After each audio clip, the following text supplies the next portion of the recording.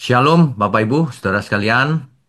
Em, Pagi ini atau malam ini kita akan bicara soal hidup ini jangan disia-siakan. Ya, kenapa? Karena rupanya banyak orang tidak menyadari bahwa waktu yang ia miliki itu terbatas. Termasuk kekuatan fisik kita ini terbatas. Kemarin pinggang saya kecetit, jadi saya nggak bisa berdiri nih sekarang. Jadi kekuatan fisik Hmm, kita itu terbatas, ya. Nah, selagi kita masih punya sumber daya, mestinya setiap sumber daya kita persembahkan sama Tuhan, mestinya. Sebab Tuhan tidak mementingkan persembahan yang berupa uang. Uang itu cuma seberapa sih? Yang dipersembahkan cuma sedikit dari yang kita miliki. Persepuluhan juga cuma 10%. Yang Tuhan inginkan itu seluruh hidup kita berubah. Bukan karena Tuhan menginginkan butuh sesuatu, tidak. Karena Tuhan tidak ingin hidup kita itu sia-sia. Apalagi binasa. Jangan, ya. Jadi mulai sekarang mungkin agak terlambat ya kalau usia sudah di atas 30, 40, apalagi 50. Sudah agak terlambat. Tetapi pepatah itu benar, better late than never. Lebih baik terlambat daripada tidak, ya. Makanya kita mesti belajar. Ada satu anugerah yang Tuhan berikan kepada kita yang tidak bisa diperbaharui, sumber daya. Apa itu? Waktu. Waktu yang kita miliki ini kan terbatas. Apalagi kalau hidup kita ini dikurangi dengan bekerja berapa jam, kemudian tidur berapa jam, sisanya berapa jam untuk makan, mandi, istirahat, dengar musik. Sisanya berapa jam? Kan cuma sedikit yang untuk Tuhan. Kalau cara pikirnya seperti itu. Iya kan? Makanya setiap detik dalam hidup kita ini sebenarnya pencarian jati diri kita di hadapan Tuhan. Kalau orang bisa mengerti siapa aku di hadapanmu Tuhan. Nah, ia akan memposisikan diri sebagai posisi yang sebenarnya di hadapan Tuhan. Banyak orang tidak mengerti, makanya ketika menghadap Tuhan, aku klaim janjimu. Gitu kan? Kau tuh siapa? Kau mengklaim janji Tuhan. Memangnya kau punya hak terhadap Tuhan. Yang benar itu Tuhan yang mengklaim kita. Terbalik itu ajaran itu. Yang benar itu Tuhan tanya kita, untuk apa hidupmu itu selama ini? Begitu, bukannya kebalik. Aku klaim janji Tuhan lah. Kau siapa mau klaim janji Tuhan? Kebalik-balik dunia ini ajarannya.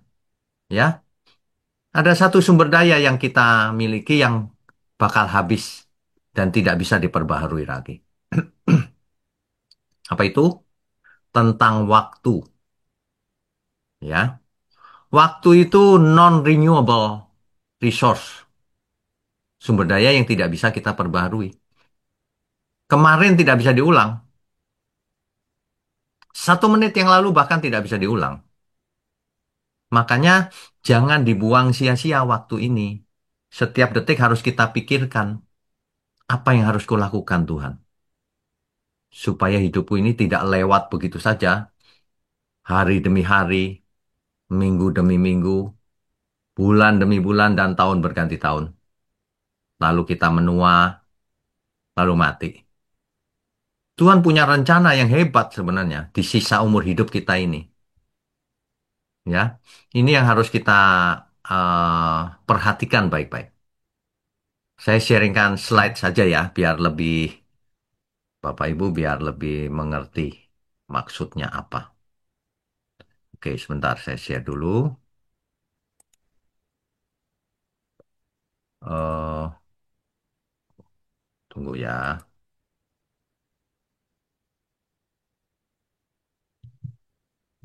Ya,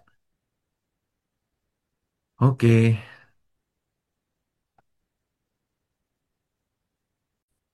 Ya, saya harap semua bisa melihat slide ini ya. Di kitab Pengkhotbah, pasalnya yang ke pasalnya yang ketiga ayat 17. Di situ ditekankan karena untuk segala hal dan segala pekerjaan ada waktunya. Ada waktu untuk lahir, ada waktu untuk mati. Ada waktu untuk menabur, ada waktu untuk menuai. Kan begitu kan? Kita pengkhotbah itu. Kita mestinya sadar, ada waktunya kita masih kuat, ada waktunya nanti kita tak berdaya lagi. Tidak bisa apa-apa lagi. Ya, oke. Nah, Kejadian 1 ayat 14. Berfirmanlah Allah, jadilah benda-benda penerang pada cakrawala untuk memisahkan siang dari malam. Kan begitu kan? Nah, jadi benda-benda itu diciptakan Tuhan supaya kita tahu siang hari, malam hari. Untuk apa? Untuk menghitung waktu. Sehingga ada hari, ada bulan, ada tahun. Ya, itu kitab Kejadian aja sudah jelas menjelaskan hal itu. Jadi waktu adalah suatu resource atau sumber daya yang tak ternilai harganya, yang dimiliki oleh manusia. Waktu tidak pernah menunggu siapapun, ia bisa berjalan terus, berlari terus menuju masa depan. Tidak akan pernah kembali. Seperti kalau kita ada di pinggir sungai, kita lihat aliran sungai itu pernah kembali nggak? Nggak pernah. Begitulah waktu. Sekali hilang tidak akan ditemukan lagi. Waktu yang sama maksudnya. Ya. Jadi kalau kita bicara dimensi waktu, itu ada lamanya waktu kita hidup, ada kejadian-kejadian yang harusnya kita menangkap tuh. Aduh, aku jatuh dalam dosa. Apa yang harus kulakukan? Ada momentum namanya. Dan ada urutan tentunya. Dan mungkin ini sudah disadari, cuman tidak dihayati benar-benar. Ya, kita punya sisa waktu berapa ini umur kita? Ada waktunya, ada masanya. Ya, selain itu kita menemukan momentum-momentum yang terjadi dalam hidup kita. Contohnya, pagi ini bukan kebetulan loh. Kalau kita bisa bertemu lewat Zoom seperti ini, Bapak Ibu Saudara bisa mendengar pesan-pesan di pagi hari ini. Bukan kebetulan, ini momentum. Bagi satu orang mungkin dianggap biasa, tapi bagi yang lain, aku menemukan. Gitu. Nah, itu dia. Momentum namanya. Ya. Di samping itu kan ada urutan waktu memang. Kita sudah usia sekian, urutan berikutnya kita akan menua, menua. Urutannya ada. Jadi jangan sampai kita itu tidak bijaksana menggunakan waktu. Sudah, kalau usianya sudah di atas 30-40, kegiatan-kegiatan yang tidak ada gunanya itu dihapus saja. Diisi dengan kegiatan yang sangat berguna, yang sangat memberkati. Jadi udah nggak usah yang apa ya, yang nggak penting-penting itu dicoret dari daftar kegiatan kita. Ya, mestinya begitu. Oke, saya share selanjutannya ya.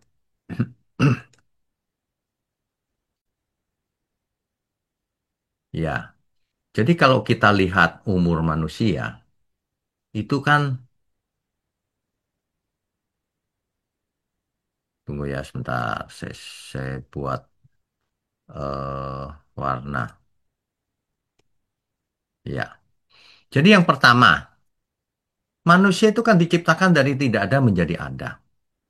Kita itu dari tidak ada menjadi ada.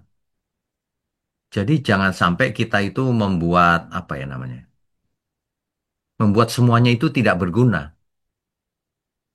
Istilahnya take this life for granted.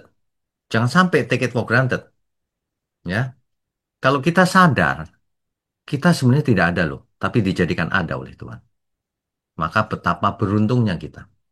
Sementara ada orang-orang tertentu yang berkata, aku kan tidak minta dilahirkan. Itu orang-orang yang tidak bersyukur. Justru dari tidak ada menjadi ada, aku bersyukur Tuhan. Begitu ya. Nah, yang kedua, poinnya manusia itu makhluk kekal loh. Bukan mati terus habis. Enggak. Kalau mati terus habis ya kita nggak perlu sih. belajar seperti ini, jadi orang baik nggak perlu. Tapi karena kita itu kekal selamanya, roh kita itu nanti juga dibangkitkan oleh Tuhan, maka kita harus berjaga-jaga, berhati-hati. Don't take it for granted, ya. Jangan asal-asalan, jangan tidak menghargai hidup ini. Bahkan setelah kalau orang jatuh dalam dosa lalu mati, itu terpisah dari Allah loh. Ya. Coba kita baca Kejadian pasal 6 ayat 3. Kejadian pasal 6 ayat 3. Setelah manusia jatuh dalam dosa, berfirmanlah Tuhan, rohku tidak akan selama-lamanya tinggal di dalam manusia. Karena manusia itu adalah daging, tetapi umurnya akan 120 tahun saja. Umur manusia maksimum 120 tahun. Maksimum, saudara.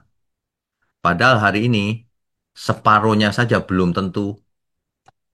160 tahun saja, 60 tahun saja belum tentu masih hidup manusia zaman sekarang. Banyak yang sudah meninggal. Kan begitu kan? Sedangkan Mazmur 90 ayat 1 sampai 10, dan 10, doanya Musa begini. Umur manusia 70 tahun, kalau kuat 80 tahun. Itu pun kebanggaannya adalah penderitaan. Tadinya 120, saudara. Sekarang turun menjadi 70. Rata-rata ini ya, 70 sampai 80 tahun. Rata-rata, meskipun ada yang lebih. Tapi tidak ada yang lebih dari 120, nggak ada. Ya. Oke, kita lanjutkan.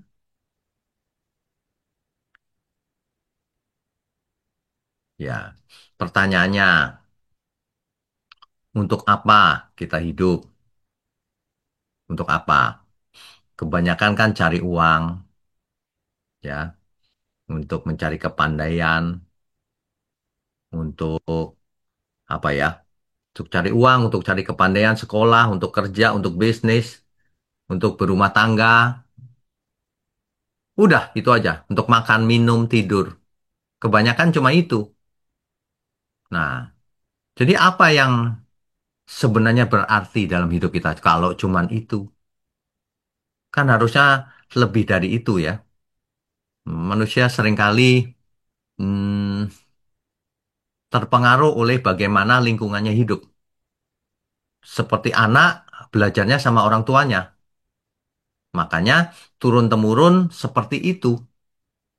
Nah, siklus ini harus diputus. Makanya firman Tuhan berkata, jangan serupa dengan dunia ini. Tetapi berubahlah oleh pembaharuan budi. Mindsetnya dirubah. Kan gitu. Jadi harus, kalau enggak, turun-temurun begini-begini aja hidup itu. Untuk itulah Tuhan Yesus datang, supaya kita tidak begini-begini saja. Nah, sebab potensi manusia itu luar biasa. Tidak seperti cuma cari uang, kepandaian, ketenaran, kekuasaan. Bahkan untuk semangkok kacang merah yang nggak penting-penting gitu. Gosip, nonton film yang nggak bagus, makan makanan yang merusak, makan kebanyakan, ya kan? Tidur berlebihan atau tidak pernah tidur. Oh, kan banyak itu. Ada lagi yang ngedrugs, buang-buang waktu, ya, buang-buang waktu. Di dalam Lukas 12 ayat 15 sampai 21, nanti dibaca sendiri lengkapnya ya. Ada orang kaya yang mengumpulkan harta sebanyak-banyaknya, ya. Tetapi di ayat berapa? Ayat 19. Sesudah itu aku akan berkata kepada jiwaku, jiwaku ada padamu banyak barang, tertimbun untuk bertahun-tahun lamanya. Beristirahatlah, makanlah, minumlah dan bersenang-senanglah. Begitu rencananya orang kaya ini. Tetapi ayat 20-nya perhatikan. Tetapi firman Allah kepadanya, hai engkau orang bodoh, pada malam ini juga jiwamu akan diambil daripadamu. Dan apa yang telah kau sediakan, untuk siapakah itu nanti? Alkitab juga jelas menjelaskan. Demikianlah jadinya dengan orang yang mengumpulkan harta bagi dirinya sendiri jikalau ia tidak kaya di hadapan Allah. Itulah orang yang kaya di bumi, tapi tidak kaya di hadapan Allah. Hidup untuk diri sendiri, salah sendiri itu. Ya, jadi makanya di Matius 6 ayat 19 sampai 21, janganlah kamu mengumpulkan harta di bumi. Di bumi ngengat dan karat merusakkannya dan pencuri membongkar serta mencurinya. Kalau dalam bahasa lain gini, harta di bumi ini tidak bisa dibawa di balik kematian. Harta di bumi ini tidak kekal, fana, atau temporary saja, sementara. Tetapi kumpulkanlah bagimu harta di surga. Di surga ngengat dan karat tidak merusakkannya. Dan pencuri tidak membongkar serta mencurinya. Hidup kekal kita itu selama-lamanya. Tidak akan pernah lenyap lagi. Makanya kekal. Lawan kata dari fana. Ya. Ini diperingatkan ini ayat 21-nya. Karena di mana hartamu berada, di situ juga hatimu berada. Jadi kalau jadi orang kaya, bagus. Gunakan hartamu untuk memuliakan Tuhan. Gunakan untuk memberkati keluarga, memberkati orang tua, mendidik anak yang benar, mendukung pekerjaan Tuhan. Untuk memuliakan Tuhan, bukan hanya untuk senang-senang diri sendiri, ya. Itu bukan berarti tidak boleh kaya. Salomo kaya, Tuhan tidak marah. Tuhan marah karena Salomo menyembah dewa-dewa istrinya yang kafir itu, gitu ya. Nah, jadi kita perlu evaluasi lagi hidup kita ini. Jam 5 pagi kita ngapain? Bangun pagi. Apalagi kegiatan pagi. Ada yang lari pagi, ada yang santai di taman, macam-macam, ya. Kemudian sarapan, jalan kerja, balik lagi malam hari bersama keluarga tidur. Kalau kita total semua 24 jam loh, ya. Nah, kalau totalnya 24 jam, lalu di mana letaknya kita memuliakan Tuhan? Di mana coba? Katanya segala sesuatu untuk Tuhan. Lah kalau segala sesuatu untuk Tuhan, di mana Tuhan dapat bagiannya dalam waktu kita itu? Coba Bapak Ibu Saudara pikirkan baik-baik mulai sekarang. Segala sesuatu untuk Tuhan, ya kapan? Kapan? Ya, ini sengaja saya buat pie chartnya ini. Kelihatan kan? Mana? Untuk Tuhannya mana? Ya, waktu yang kita miliki ini hati-hati Saudara. Makanya, kalau kita ditanya, prioritas dalam hidup kita yang terutama ini apa? Katanya Tuhan. Pasti jawabannya Tuhan. Yang kedua apa? Keluarga katanya. Yang ketiga, bisnis dan sebagainya. Yaitu di mulut. Faktanya, coba lihat waktu tadi. Nggak ada yang untuk Tuhan. Ya kan? Nah, jadi gimana dong? Nah, yang salah jawabannya atau pertanyaannya juga ikut salah. Prioritas hidup kita ini apa? Betul itu. Segala sesuatu untuk Tuhan. Lah, lalu di mana Tuhan adanya? Kalau kita lihat grafiknya seperti ini. Kapan kita memuliakan Tuhan? Ayo, kapan? Jawabannya coba dibaca 1 Korintus 10 ayat 31. Ya.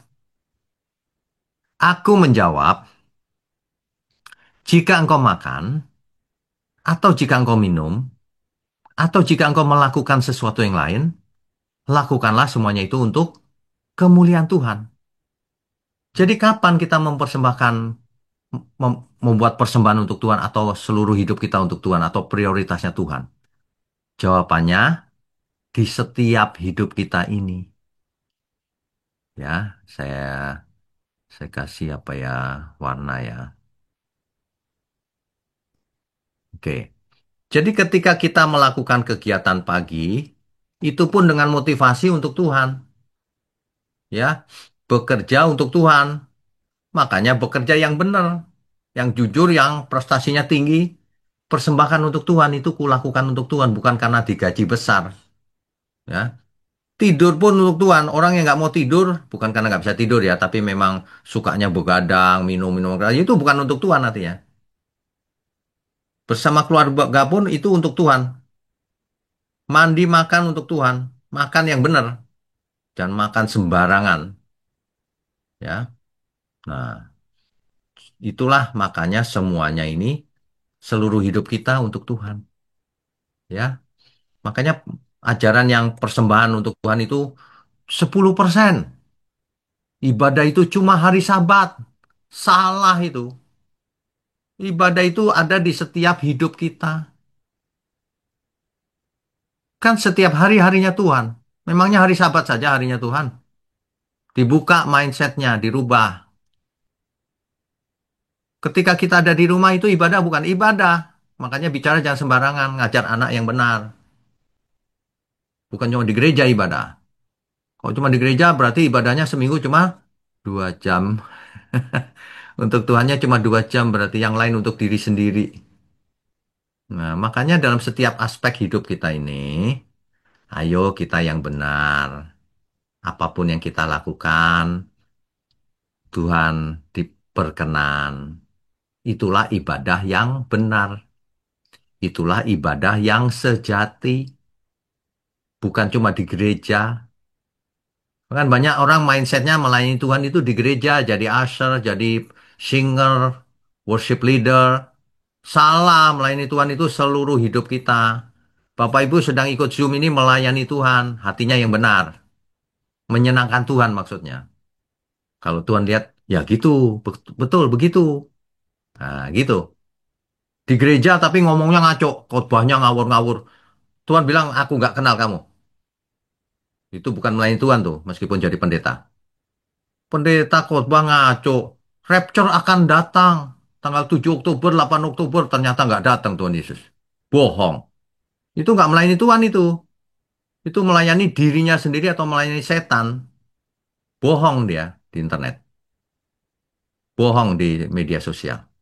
Itu pendeta dari Afrika itu. Bohong-bohong semua itu. Ya. Nah, model begitu itu bukan melayani Tuhan meskipun pendeta. Tapi kalau jemaat tulus, mau belajar benar, menyenangkan Tuhan, itu melayani Tuhan namanya. Amin ya semua ya. Dirubah mindsetnya. Ibadah yang benar, ibadah yang sejati itu mempersembahkan seluruh hidup kita untuk Tuhan. Bukan uang, uang buat apa 10% untuk Tuhan gak butuh uang. Yang butuh uang kan gereja untuk bayar listrik, bayar ini, bayar itu. Ya kita memang harus mendukung tetap. Tapi yang lebih penting itu bagaimana kita mempersembahkan hidup kita untuk Tuhan. Itu yang ibadah yang benar itu begitu. Ya, coba saya share lagi eh, slide-nya ya. Oke. Nanti Bapak Ibu Saudara bagikan link ini ke banyak orang. Nanti saya taruh di YouTube juga. Supaya semua orang bisa mendengar. Bapak Ibu Saudara bisa ngulang lagi. Ya. Oke. Khotbah 12 ayat 1. Ingatlah akan penciptamu pada masa mudamu. Ya. Sebelum apa? Sebelum tiba hari-hari yang malang dan mendekat, tahun-tahun yang kau katakan tak ada kesenangan bagiku di dalamnya. Kalau orang udah sakit, sudah tidak bisa apa-apa, baru mau cari Tuhan. Terlambat. Ya. Di situ ingatlah di situ dipakai kata zakar, artinya menandai, menghitung kembali, mengingat, mengusahakan dan lain-lain. Ya. Begitu, Bapak Ibu. Nah, jemaat Efesus diperingatkan begini. Itulah sebabnya dikatakan bangunlah, hai kamu yang tidur dan bangkitlah dari antara orang mati, dan Kristus akan bercahaya atas kamu. Ayat 15 dicatat baik-baik, mulai sekarang ya. Karena itu perhatikanlah dengan seksama bagaimana kamu hidup. Janganlah seperti orang bebal, tetapi seperti orang arif. Dan pergunakanlah waktu yang ada karena hari-hari ini adalah jahat. Kesimpulannya ayat 17. Sebab itu janganlah kamu bodoh. Bodoh itu stupid, ya. Tetapi usahakanlah supaya kamu mengerti kehendak Tuhan. Gitu ya. Ya, ini skema ini hendaknya bisa sangat menjelaskan bagaimana pengertian yang benar itu. Sebentar saya kasih warna ya. Manusia itu kan terdiri dari daging, tubuh fisik kita. Kemudian ada rohnya yang diberikan Tuhan. Dan punya kesadaran, inilah jiwa yang di tengah ini. Karena ada tubuh, ada roh, maka timbul pikiran, perasaan, kehendak, kreativitas, kesadaran, dan lain-lain. Itu jiwa tuh. Itu jiwa, ya. Nah, di samping itu kita tahu kita punya Roh Kudus, ya. Dan di tubuh kita fisik kita punya mata, punya telinga. Nah, apa yang dilihat oleh mata, apa yang didengar oleh telinga, itulah yang mewarnai jiwa kita, pikiran, perasaan, kehendak kita. Kalau yang dilihat itu hal-hal yang jahat, kalau yang didengar itu hal-hal yang bohong, hoax, ajaran sesat, maka pikiran, perasaan, dan kehendaknya juga sesat. Maka rohnya mati. Kan begitu. Ya. Makanya Roma 8 ayat 28, Allah turut bekerja dalam segala sesuatu untuk mendatangkan kebaikan. Tidak bagi semua orang, hanya bagi mereka yang mengasihi Dia. Begitu, saudara. Ya. Jadi, eh, jangan kita mengabaikan waktu yang ada. Proses menjadi anak Allah itu proses yang panjang.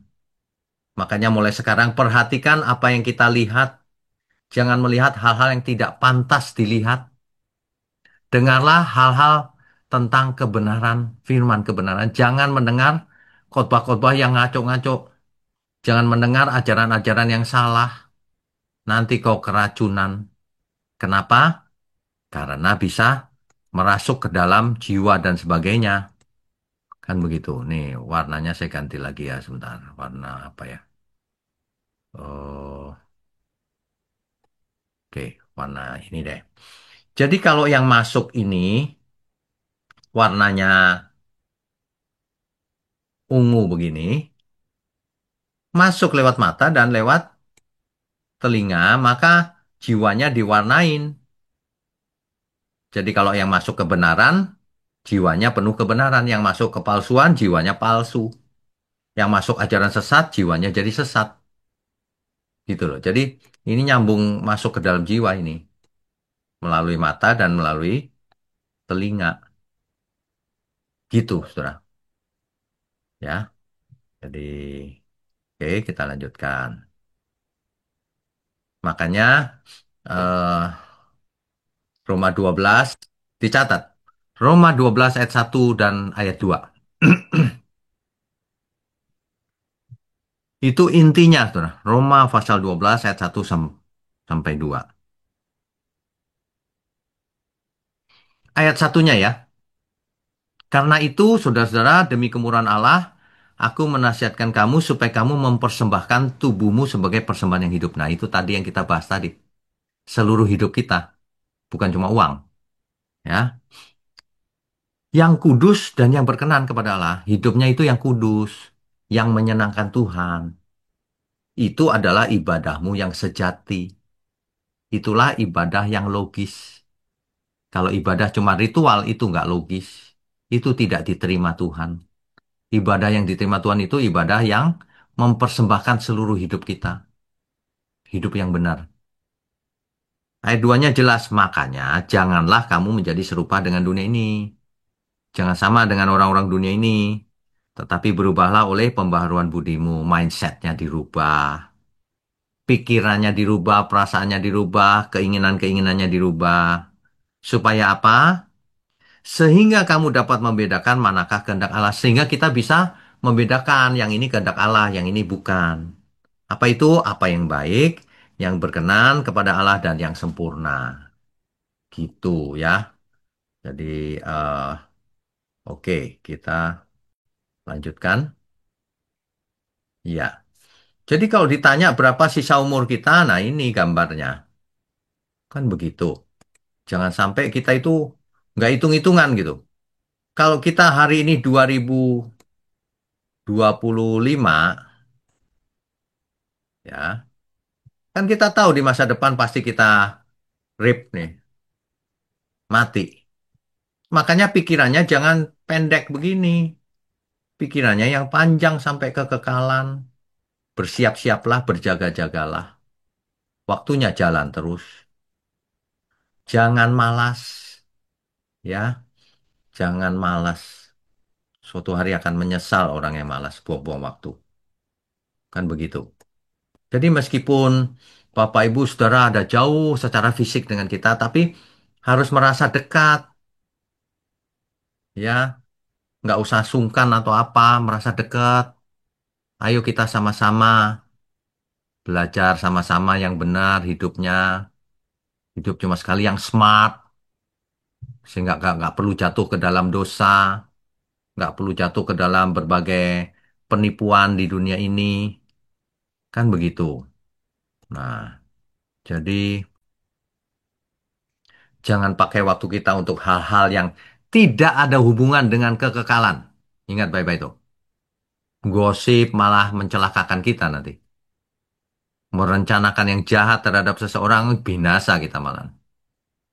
Orang yang tidak menghargai waktunya, tidak menghargai anugerah Tuhan artinya. Ya, gitu. Saudara. Jadi kita masih punya waktu, masing-masing kita beda-beda. Tapi saya mau ingatkan, kita itu rentan.